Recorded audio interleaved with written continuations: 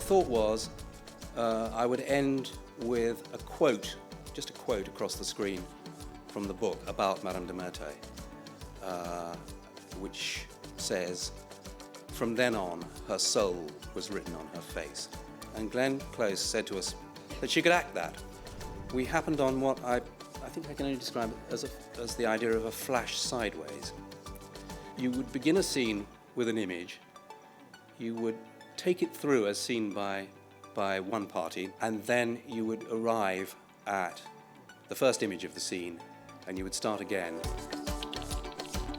I think you can't just sort of lurch from one scene to another or wing it.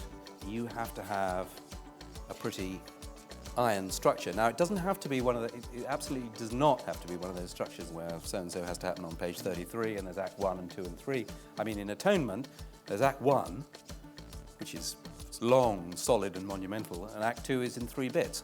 He had said also in the first meeting to me, he'd said, "I like a script to be 89 pages.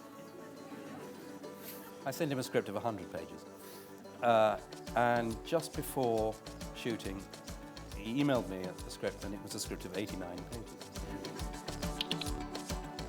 In the films that I've worked on, it's generally been the case that, it's always been the case, I think, that the composer has written to what's given to him. I think sometimes, as in the great Kubrick sequences where he's clearly cut to a piece of music, it works very well that way around as well. When you write a film, in my experience, you can't really tell till about 2/3 of the way through what it's about.